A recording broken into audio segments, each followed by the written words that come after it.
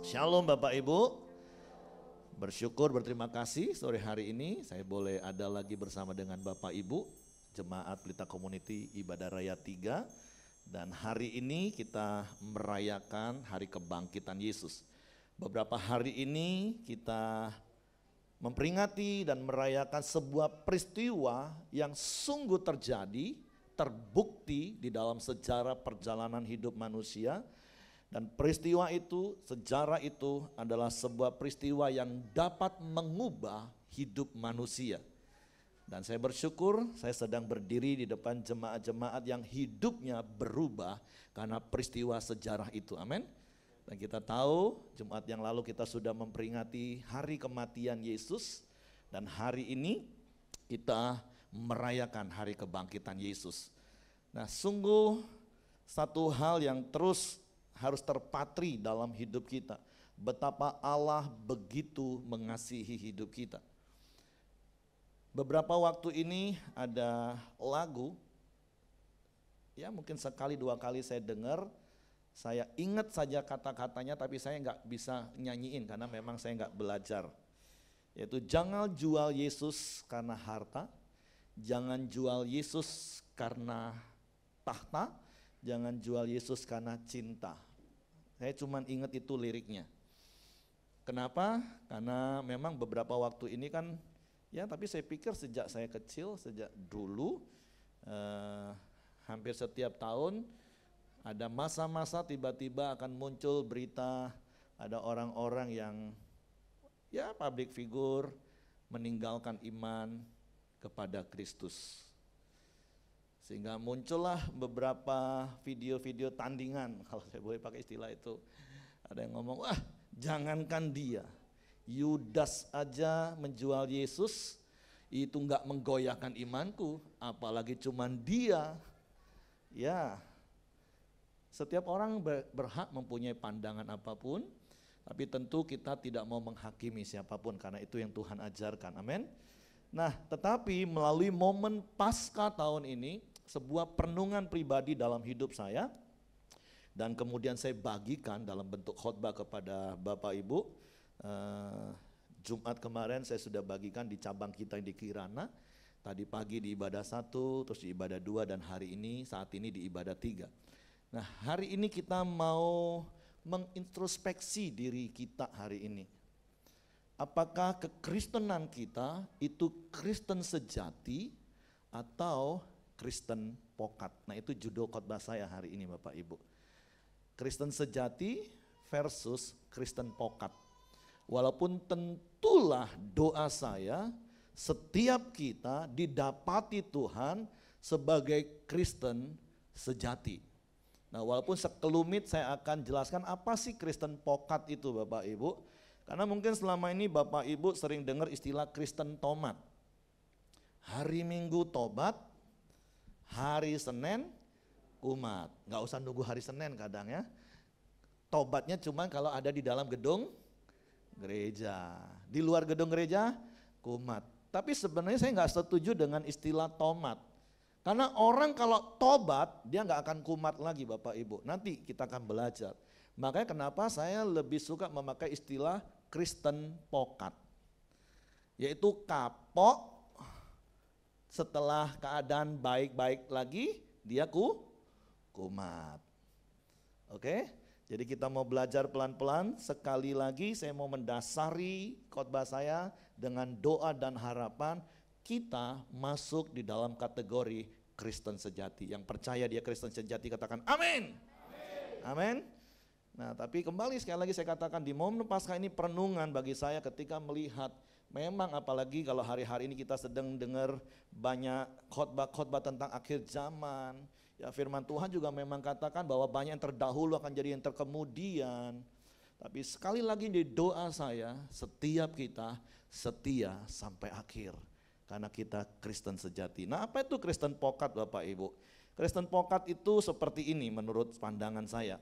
Yaitu orang yang hanya sekedar beragama Kristen, tetapi hidup mereka tidak mengikuti cara hidup Kristus. melainkan hanya sekedar kapok dan kumat berulang-ulang dan tujuan akhirnya tetaplah maut. Kenapa tujuannya maut? Karena Roma pasal 6 ayat 23 katakan sebab upah dosa ialah maut. Nah, maut itu bukan hanya bicara tentang neraka atau surga, neraka, enggak. Tetapi maut itu lebih tepatnya adalah hidup terpisah dari Allah. Nah, kalau terpisah dari Allah, ya udah pastilah tempatnya itu enggak enak Bapak Ibu. Jadi firman Tuhan dengan jelas katakan di dalam Roma 3:23 bahwa semua manusia berdosa, semua manusia, enggak ada satupun manusia yang enggak berdosa. Karena firman Tuhan juga katakan bahwa semua manusia itu dikandung di dalam dosa dan kemudian dilahirkan dalam kesalahan. Itu udah clear, jelas firman Tuhan katakan. Dan buktinya apa Bapak Ibu? Saya sering katakan, kasih contoh seperti ini. Kalau Bapak Ibu punya bayi dan kemudian mereka mulai bertumbuh, ya mungkin setahun, hampir 2 tahun, ketika dia bisa lebih berinteraktif dengan orang lebih intens gitu. Tiba-tiba kalau satu hari dia punya makanan yang enak yang dia suka dan tiba-tiba ada orang yang meminta kepadanya, kira-kira anak itu akan ngomong apa? Gak boleh, ini punyaku. Sering lihat anak-anak seperti itu? Atau kalau dia punya mainan yang paling dia senengin, tiba-tiba ada temannya pinjam, gak boleh, ini punyaku. Pertanyaannya adalah siapa yang ngajarin? Ada ibu-ibu di sini waktu timang-timang bayi ngomong gini, nak, nanti kalau kamu punya makanan atau kalau kamu punya mainan, kalau orang mau minta atau pinjam, gak boleh ya, jangan dikasih ya. Ya, ingat pesan papa mama ya. Ada yang gitu? Ada? Enggak ada. Tapi kenapa anak-anak bisa bersifat egois? Ya karena itulah bukti manusia berdosa. Tabiat dasar dosa itu adalah egois. Nah, Kristen pokat sekali lagi dia hanya sekedar beragama Kristen. Saya nggak mau menyorotin orang di luar kekristenan. Tapi orang yang hanya beragama Kristen tapi nggak hidup mengikuti cara hidup Kristus, hidupnya hanya kumat dan sementara dia berjalan kepada maut. Contohnya seperti ini Bapak Ibu. Kalau itu adalah maut semakin jauh dari Tuhan, nah semua manusia berdosa itu kan berjalan ke arah sana Bapak Ibu. Melakukan dosa dan biasanya orang kalau melakukan dosa akan dapat terima konsekuensi dosa dan biasanya orang akan jadi apa? Kapok. Dosa itu semua kalau dilakukan enak enggak? Setuju enggak Bapak Ibu? Setuju. Tapi akibat dari dosa enggak enak. Makanya ketika melakukan dosanya enak, wah, tapi begitu kepentok akibat dosa, nggak enak, aduh Tuhan ampun, Tuhan kapok, enggak lagi Tuhan, kapok, enggak judol Tuhan ampun. Begitu sudah agak lega sedikit keuangannya, lanjut judol lagi. Apalagi contoh apa lagi? Pokoknya semua dosa kalau dilakukan itu enak, iya. Tapi akibat dari perbuatan dosa itu enggak enak. Makanya banyak orang kapok. Tapi kalau keadaan sudah baik biasanya kumat lagi. Nah model seperti itulah orang yang hanya beragama. Kristen pokat. Karena sekali lagi saya mau katakan Yesus enggak pernah datang membawa agama. Bahkan agama Kristen Yesus bukan yang bawa. Nanti kita belajar Bapak Ibu. Karena bagi saya agama itu adalah cara manusia mencari Allah.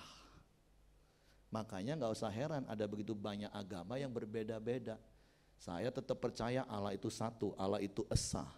Tapi kenapa banyak agama berbeda? Bukan Allahnya banyak, bukan. Allah tetap satu Bapak Ibu.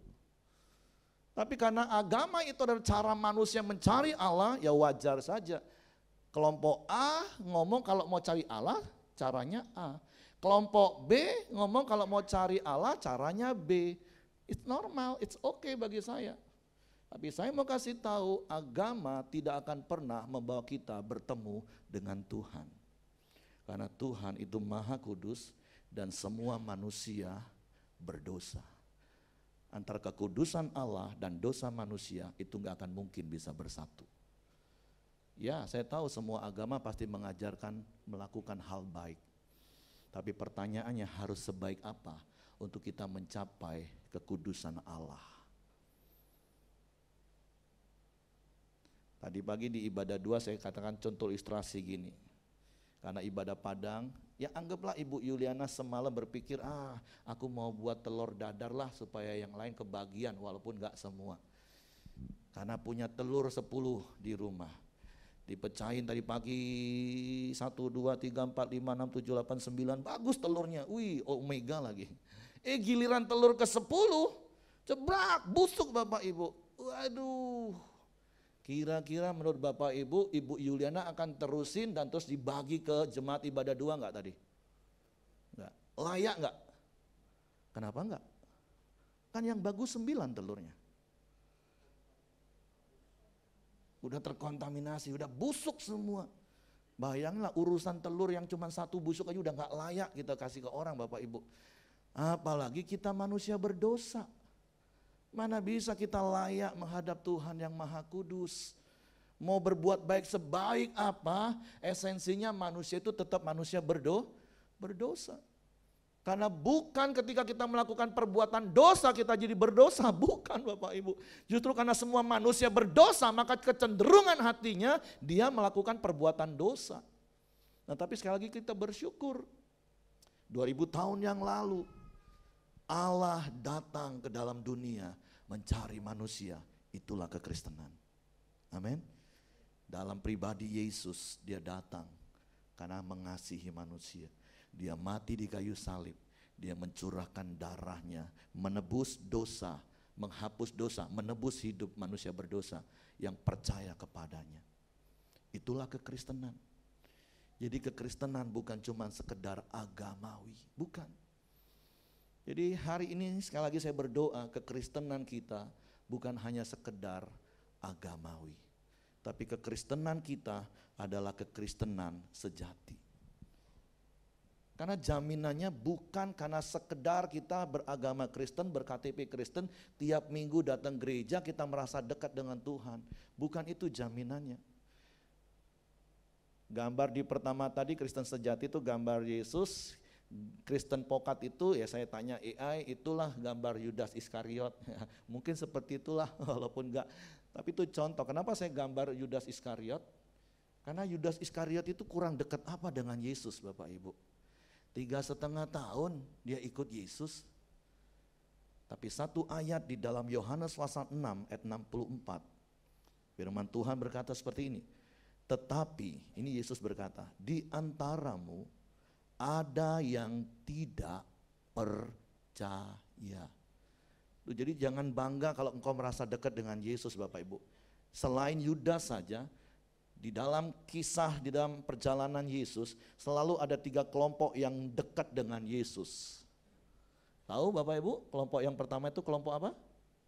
Orang yang berbondong-bondong. Kemana Yesus pergi? Wah Yesus ke sana semua deketin Yesus berbondong-bondong. Tapi tujuannya apa Bapak Ibu? Kesembuhan, berkat, roti, ikan. Kalau kekristenanmu hanya sekedar cari berkat, maaf. Itu bukan kekristenan sejati.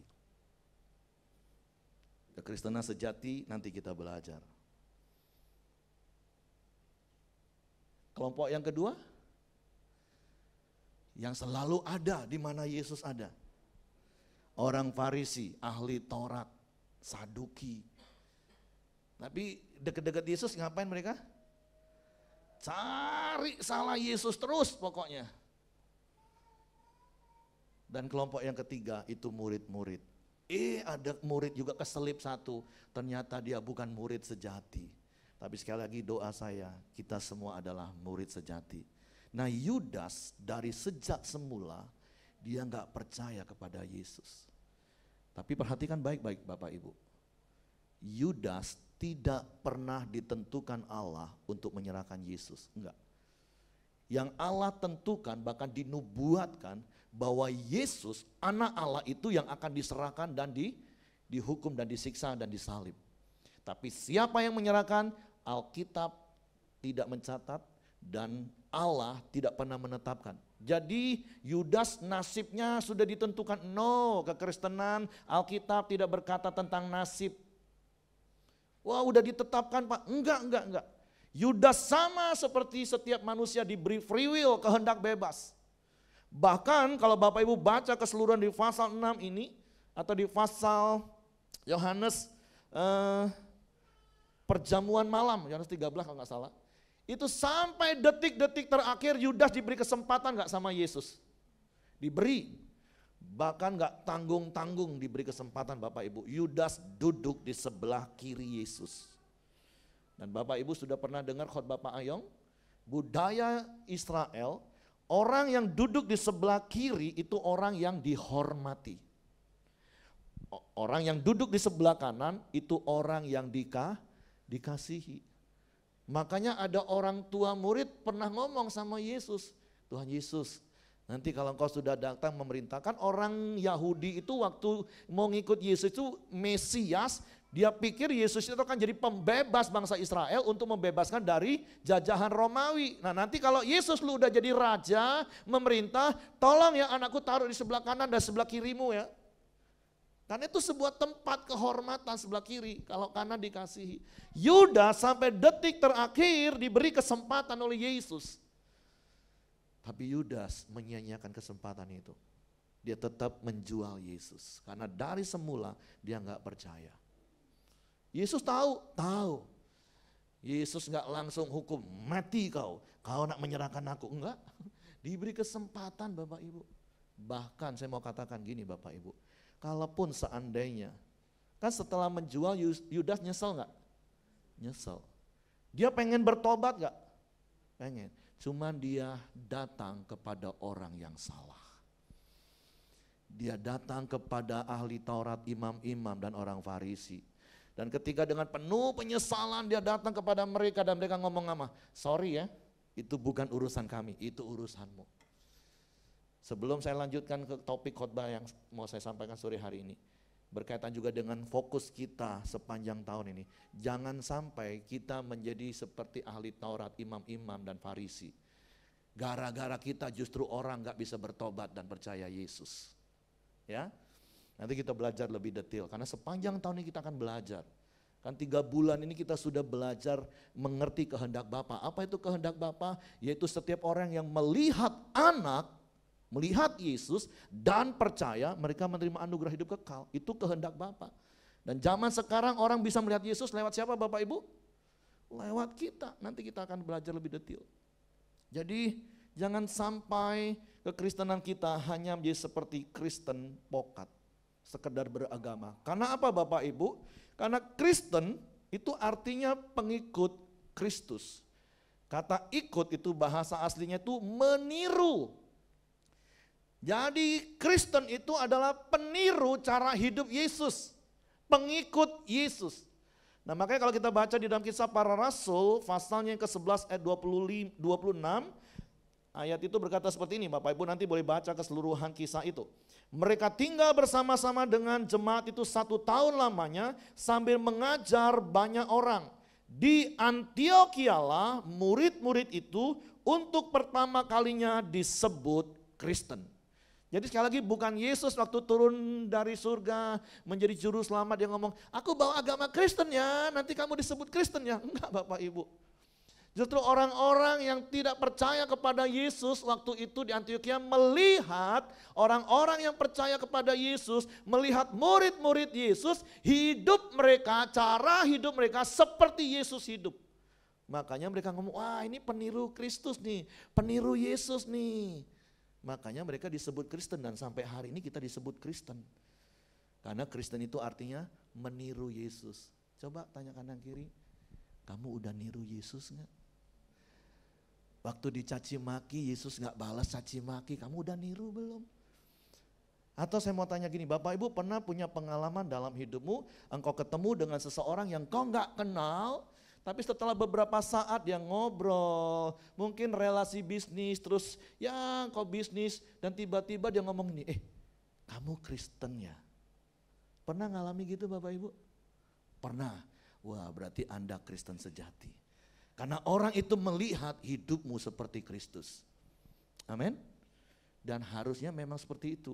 Tanpa perlu kita ngomong, aku Kristen loh, aku Kristen loh. Nggak perlu, tapi ketika orang melihat cara hidup kita seperti Yesus, mereka tahu kita Kristen. Itulah Kristen sejati, amin.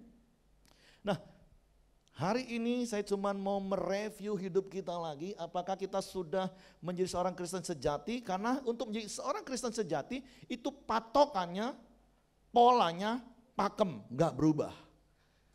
Di mana di dalam Kisah Para Rasul pasal 2 ayat 38 sampai 39 firman Tuhan ngomong gini. Nah sekali lagi Bapak Ibu baca di rumah, kisahnya itu waktu murid-murid dipenuhi Roh Kudus dan kemudian orang-orang yang di luar loteng Yerusalem itu mulai melihat apa yang terjadi dan mereka mulai tanya, kemudian Petrus dan ke-11 Rasul berdiri menjelaskan kepada semua orang yang ada di Yerusalem pada waktu itu dan mereka cerita siapa itu Yesus, apa yang dilakukan Yesus. Dan ketika mereka mendengar itu semua, ayat 37 katakan maka terharulah mereka. Mereka dengar kabar baik, mereka dengar Injil hari itu. Hati mereka terharu dan mereka bertanya, jadi apa yang harus kami perbuat? Nah ini orang kalau mau jadi pengikut Kristus, ini polanya pakem, gak akan berubah sampai kapanpun. Kisah Rasul 2 ayat 38-39 katakan ini, jawab Petrus kepada mereka, apa? Bertobatlah. Yang kedua, dan hendaklah kamu masing-masing apa? Memberi dirimu dibaptis dalam nama Yesus Kristus untuk pengampunan dosamu. Maka kamu akan menerima karunia Roh Kudus. Sebab bagi kamulah janji itu dan bagi anak-anakmu dan bagi orang yang masih jauh, yaitu sebanyak yang akan dipanggil oleh Tuhan Allah kita. Dan ngomong kanan kiri, itu termasuk bagi kita. Kita ini orang yang masih jauh, 2000 tahun yang lalu kita ini masih jauh. Tapi kita dipanggil Tuhan dan kita melewati 3 proses ini Bapak Ibu. Karena ingat tadi yang pertama apa? Bertobat. Terus memberi diri dibaptis. Yang ketiga apa? Menerima karunia Roh Kudus. Karena ingat tadi yang saya katakan, orang berdosa itu menuju maut semakin terpisah, semakin jauh dari Allah. Tapi kalau engkau mau jadi Kristen sejati, maka hal yang pertama yang harus kau lakukan adalah bertobat. Apa itu bertobat? Metanoia. Apa itu metanoia? Berbalik. Jadi metanoia itu bahasa baris berbaris, baik waktu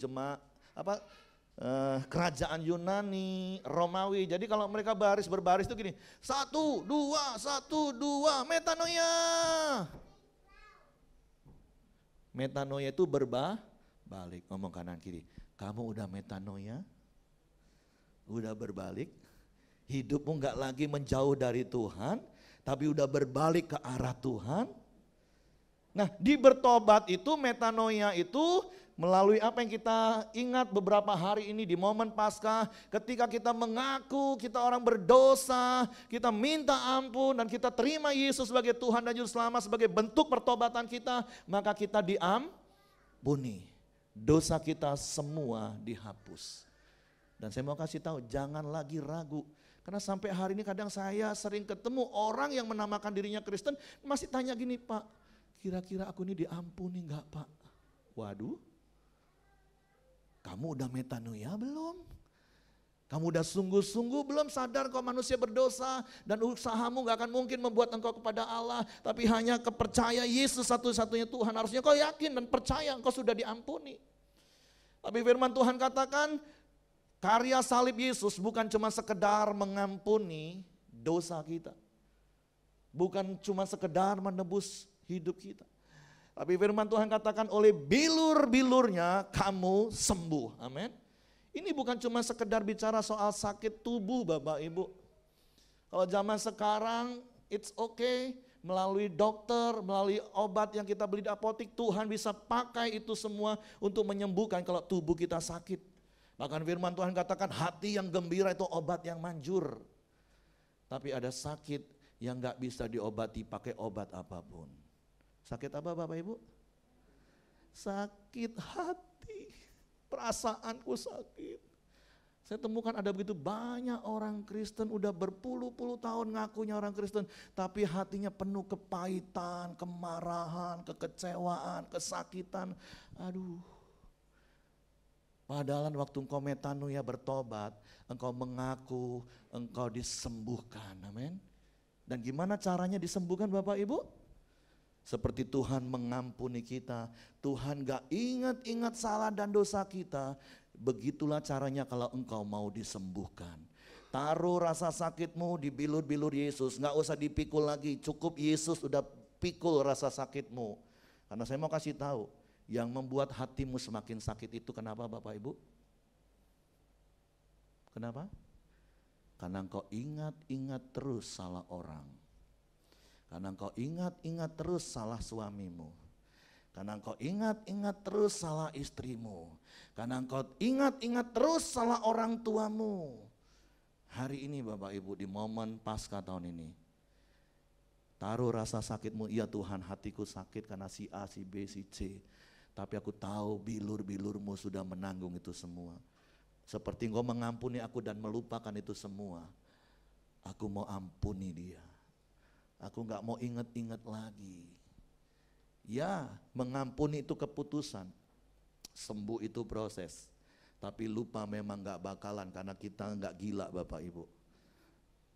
Tapi percayalah ketika engkau buat keputusan terus ketika iblis menawarkan rasa sakit lagi dan engkau berkata enggak, aku udah ampuni.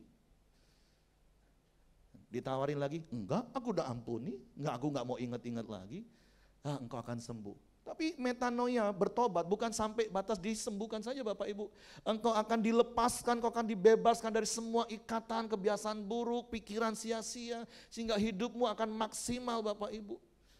Jadi kalau engkau mau jadi Kristen sejati, engkau harus mengalami 3 kebenaran ini yang dimulai dari bertobat, metanoia. Engkau diampuni, engkau disembuhkan, engkau dibebaskan, amin. Makanya setiap Paskah kita nyanyi, sekarang saya sudah bebas. Tanya kanan kiri, sungguh kan udah bebas kan? Jangan cuma jadi sekedar beragama Kristen tapi masih takut, gak diampuni, bawa sakit hati terus, hidupnya terikat dengan dosa terus, kapok kumat, enggak seperti itu. Kita sudah bertobat. Nah setelah bertobat, langkah berikutnya apa? Memberi diri dibaptis. Apa itu memberi diri dibaptis? Supaya kita bisa menghayati, kita memaknai setiap hari di sepanjang umur hidup kita bahwa manusia lama kita ini sudah mati, sudah dikubur dan kita sudah bangkit bersama Kristus. Amin. Supaya setiap hari kita diingetin. Jangan seperti banyak orang, enggak aku mau tetap mati. Biarlah sakit hatiku simpan, biar sampai mati. Enggak akan ku ampuni, biar aku mati aja, enggak apa-apa. Ingat kanan kiri katakan, Yesus bangkit. Yesus enggak selamanya dikubur. Dikubur itu memang enggak enak Bapak Ibu. Mau bukti enggak? Kalau saya kasih tahu kalau dibawa di dalam kubur itu enggak enak. Mau dibuktiin? Mau? Siapa yang mau dikubur? Supaya tahu rasanya dikubur itu enggak enak, pengap, gelap, sesak. Ngomong kanan kiri. Kalau kamu tetap simpan sakit hatimu, itu artinya kamu enggak pernah bangkit. Makna baptisan enggak cuma sampai mati dikubur. Yesus bukan mati dikubur selesai. Enggak, hari ini kita merayakan kebangkitannya. Ngomong kanan kiri. Kamu udah bangkit belum? Atau enggak, biarin. Aku mau tetap seperti inilah, biarinlah. Aduh, udah tahu enggak enak. Masih mau tetap. Ngomong kanan kiri, bangkit bro. Yesus udah bangkit. Wah, lega rasanya. Amin. Nah, secara cepat Bapak Ibu. Setelah itu kita menerima karunia Roh Kudus. Jadi udah tadi metanoia, bertobat, diampuni, disembuhkan, dilepaskan, terus menghayati baptisan air setiap hari. Pokoknya ketika iblis menawarkan pola hidup lama, cara hidup yang lama, kita nyanyi apa? Yang selalu saya ajarin? Ku telah mati dan tinggalkan cara hidupku yang lama. Ketika rasanya udah pengen marah, kau langsung ku telah mati dan tinggalkan. Amin. Rasanya kalau udah pengen lagi buat dosa lagi, enggak, ku telah mati. Terus bangkit, hidup baru di dalam Kristus. Amin. Terus kita menerima karunia Roh Kudus. Nah, ketika kita menerima karunia Roh Kudus, Bapak Ibu, Roh Kudus itu akan memimpin kita kepada seluruh kebenaran firman Tuhan. Kita akan terus dipimpin berjalan di dalam firman, berjalan di dalam firman. Karena saya mau katakan ketika kita hidup di dalam firman, otomatis kita nggak hidup dalam dosa. Firman ngomong sabar, dan kalau lakukan sabar, otomatis engkau nggak marah-marah. Waktu firman Tuhan ajar kita untuk hidup jujur dan engkau jujur lakukan firman, otomatis engkau nggak nipu. Waktu firman Tuhan ngomong ajarin kita untuk mengampuni dan kau lakukan firman Tuhan mengampuni, otomatis engkau nggak dendam Bapak Ibu. Life is simple bagi saya. Kekristenan itu simple, tinggal kau taat pada firman Tuhan. Roh Kudus akan memimpin kepadamu kepada seluruh kebenaran firman Tuhan. Kisah Rasul 1:8 katakan kita akan menerima kuasa. Dan yang berikutnya adalah ketika kita menerima karunia Roh Kudus akan membawa kita mengenal Tuhan itu sebagai Bapa yang baik. Amin. Karena di dalam Roma 8:15, Galatia 4:6 firman Tuhan berkata gini, sebab kamu tidak menerima roh perbudakan yang membuat kamu menjadi takut lagi, tetapi kamu telah menerima roh yang menjadikan kamu anak-anak Allah. Oleh roh itu kita berseru, ya Aba, ya Bapa. Jadi orang Kristen sejati yang mengalami metanoia, memberi diri dibaptis dan dia menerima karunia Roh Kudus, merekalah yang akan bisa mengenal Bapa dan memahami hati Bapa. Amin. Kekristenan sejati. Makanya Bapak Ibu, 3 bulan ini kita akan belajar hati Bapa, yaitu hati misi. Nah ini saya baru mau mulai masuk khotbah nih Bapak Ibu. Itu tadi baru pembukaan. Tadi pagi saya ngomong gini langsung lihat jam semua Bapak Ibu. Ini aja udah 35 menit Pak, waktu Bapak tinggal 10 menit. Ya kan 3 bulan ini kita belajar hati Bapa, hati misi. Dari Yohanes pasal 17 ayat 18. Tapi saya akan mau baca ayat ini dari pasal 17 ayat 17 sampai 20. Tapi saya mau jelasin secara singkat, cepat. Karena yang penting itu tadi fondasi kekristenan kita Bapak Ibu. Supaya kita menjadi Kristen sejati, hanya karena Kristen sejatilah akan mengenal Bapa, Kristen sejatilah dengan prosesnya tadi akan memahami isi hati Bapa, dan Kristen sejatilah yang akan melakukan kehendak Bapa. Dan itu yang harus kita lakukan. Makanya dalam Yohanes pasal 17 ayat 17 sampai 20 firman Tuhan ngomong gini. Kuduskanlah mereka dalam kebenaran, firman-Mu adalah kebenaran. Sama seperti Engkau telah mengutus aku ke dalam dunia, demikian pula aku telah mengutus mereka ke dalam dunia. Dan aku menguduskan diriku bagi mereka, supaya mereka pun dikuduskan dalam kebenaran. Dan bukan untuk mereka ini saja aku berdoa, tetapi apa? Juga untuk orang-orang yang akan percaya kepadaku oleh pemberitaan mereka. Nah kalimat ayat 20 kita baca bersama-sama, nanti kata mereka di bagian terakhir dengan iman katakan oleh pemberitaanku. Oke, setuju? Kita baca sama-sama ya. Dan bukan untuk mereka ini saja aku berdoa, tetapi juga untuk orang-orang yang percaya kepadaku oleh pemberitaanku. Kunya bukan ku besar ya, ku. Maksudnya mari oleh karena pemberitaan Bapak Ibu tentang Yesus, orang percaya kepada Yesus, amin. Karena Yesus sudah naik ke surga, Yesus sedang sediakan tempat bagi kita. Tapi Bapak mau setiap orang yang melihat anak itu dia bertobat lewat kita Bapak Ibu. Nah makanya dari ayat-ayat ini ada prinsip yang saya ajarkan 3 bulan ini dan akan saya ingetin terus sepanjang tahun ini Bapak Ibu, bahkan selama-lamanya. Apa itu? Kabarkanlah kabar baik dengan cara yang baik, dimulai dari hidup yang baik. Jadi kabarkanlah kabar baik dengan cara baik Bapak Ibu. Jangan lagi kabarkan kabar baik Injil itu dengan cara yang buruk. Kau tidak percaya Yesus, mati masuk neraka kau. Nah, itu memberitakan kabar baik dengan cara buruk Bapak Ibu. Nggak ditonjok orang, syukur-syukur. Kalau nggak percaya coba aja Bapak Ibu kemana-mana di jalan. Kau nggak percaya Yesus mati masuk neraka kau. Nah, kalau digebuk orang jangan lapor saya, karena kau yang salah. Tapi kabarkanlah kabar baik dengan cara yang baik. Tuhan mengasihimu. Tuhan sayang sama kamu. Tuhan menebus hidupmu. Lah kan adem dengarnya Bapak Ibu, amin. Tapi nggak cukup dengan cuman cara yang baik, dimulailah dengan hidup yang baik. Karena orang Kristen sejati itu apa tadi Bapak Ibu? Hidupnya meniru cara Yesus hidup. Makanya kalau ayat 17 tadi katakan, kuduskanlah mereka dalam kebenaran. Kebenaran itu adalah firman. Nah, kata kudus itu bukan bicara tentang sempurna.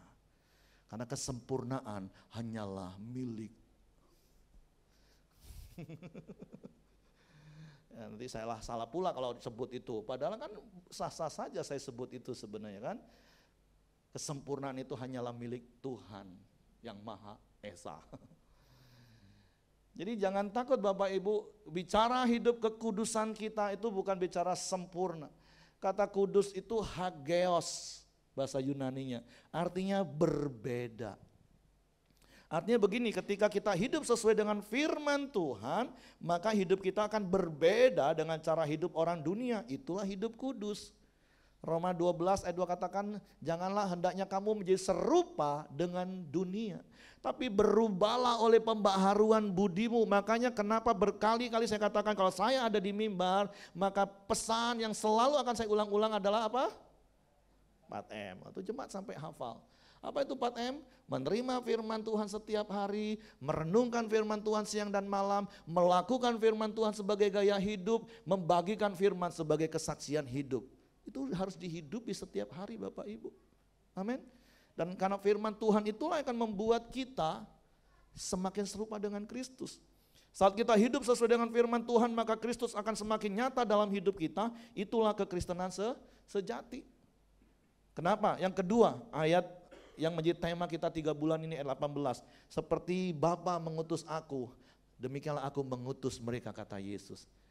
Kenapa kita harus hidup kudus sesuai firman? Berbeda dengan hidup orang dunia. Karena kita ini utusan Tuhan, amin. Seperti Yesus taat diutus oleh Bapa. Sekarang kita diutus oleh Tuhan. Tadi kita udah nyanyi kan? Yang lagu apa? Sebagai laskar itu, berapapun harga yang pertama gimana? Kita diutus, ngomong kanan kiri. Kita ini utusan Bapak Ibu. Dan utusan kerajaan Allah. Ya gimana kalau kita jadi utusan kerajaan Allah tapi gaya hidup kita nggak gaya hidup kerajaan Allah Bapak Ibu? Nggak cocok itu. Dan sebagai utusan, firman Tuhan katakan di 1 Petrus pasal 29 katakan, tetapi kamulah bangsa yang terpilih, imamat yang rajani, bangsa yang kudus, umat kepunyaan Allah sendiri, supaya kamu memberitakan perbuatan-perbuatan yang besar dari Dia yang telah memanggil kamu keluar dari kegelapan kepada terangnya yang ajaib. Kita ini udah dipanggil dari kegelapan kepada terang yang ajaib. Dan kita sekarang diutus Tuhan sebagai bangsa yang terpilih, imamat yang rajani. Untuk apa? Untuk memberitakan perbuatan besar Tuhan. Ada lagu yang sering saya nyanyikan. Hidupku menggenapi firman-Mu, tanda mujizat sertai tiap langkahku. Kau bersamaku, di dalamku, jadi bukti kebesaran-Mu. Amin. Ketika hidupmu taat kepada firman sebagai bentuk kasih-Mu kepada Tuhan, maka bagian Tuhan akan menyertai hidupmu dengan berkat, dengan mujizat, dengan kuasa. Itu bagian Tuhan Bapak Ibu. Bukan motivasi hati kita untuk ikut Tuhan. Paham Bapak Ibu ya? Jadi motivasi hati kita ikut Yesus bukan supaya diberkati, bukan. Tapi hati kita mengasihi Tuhan, kita taat melakukan firman dan Tuhan genapi janji firman-Nya. Karena kita ini utusan Tuhan. Gimana kita mau cerita perbuatan-perbuatan besar Tuhan kalau engkau gak ngalami perbuatan besar Tuhan dalam hidupmu? Dan kalau engkau mau mengalami perbuatan besar Tuhan dalam hidupmu, lakukan firman Tuhan sebagai bentuk ketaatan karena engkau mengasihi Tuhan. Amin. Dan yang terakhir Bapak Ibu, lompati saja ayat ini, Bapa menyertai dan melindungi. Di dalam Yohanes pasal 17 ayat 15-nya di atas, Yesus berkata gini, aku tidak minta supaya engkau mengambil mereka dari dunia. Ada yang mau didoakan supaya diambil dari dunia sekarang? Ada? Nggak ada ya? Biar Tuhan sesuai dengan waktunya. Kayak nanti sebentar habis ibadah, nanti kita ada ibadah penghiburan. Karena kemarin sesuai waktunya Tuhan, ada salah satu jemaat yang diambil dari dunia ini. Tapi kalau kita masih ada hari ini, berarti kita belum diambil dari dunia ini. Dan kalau kita masih ada di dalam dunia ini, Tuhan ngomong apa? Tetapi supaya engkau melindungi mereka daripada yang jahat. Gak usah takut Bapak Ibu. Bahkan di Matius pasal 28 ayat 20 bagian terakhir, dan ketahuilah aku menyertai kamu sampai kesudahan zaman. Amin. Jadi mari melalui momen Paskah ini kita introspeksi diri kita, dan sekali lagi doa saya, kita adalah Kristen sejati. Amin. Karena kita mengalami metanoia, kita memberi diri dibaptis, kita menerima karunia Roh Kudus, membuat mengerti hati Bapa, sehingga sampai akhir hidup kita, sekali Yesus tetap Yesus. Pas 45 menit. Jadi mari saya undang pemain musik, kita mau ikrarkan hidup kita hari ini, bahwa sekali Yesus tetap Yesus. Karena Kristen sejati, dia akan setia sampai akhir. Amin. Isunya bukan engkau punya uang banyak atau enggak punya uang. Karena ada orang yang begitu enggak punya uang, dia pikir dia teriak-teriak, katanya kok Yesus diberkati. Mana aku enggak punya uang terus. Akhirnya dia kecewa dan tinggalkan Tuhan. Kekristenan sejati enggak akan pernah tinggalkan Tuhan, sekalipun engkau enggak punya uang. Tapi sebaliknya ada orang yang punya uang banyak, justru dia tinggalin Tuhan. Karena dia pengen menikmati begitu nikmatnya dosa tadi dengan uang. Tapi kekristenan sejati, ketika dia punya uang, ketika dia nyanyi, berapapun harganya aku akan bayar, yang penting kau percaya Yesus. Waktuku, tenagaku, 3 bulan yang lalu Januari Maret kan saya berkali-kali ngomong, yuk tabur dengan sukacita, itu fokus tahun ini. Tabur waktu, tenaga, doa, uang, supaya apa? Jiwa itu dimenangkan. Amin. Jadi hari ini mari bangkit berdiri bersama-sama. Sembari menaikkan pujian ini, engkau periksa hatimu dan berkata, Tuhan, apapun yang kau alami, sekali Yesus tetap Yesus. Amin.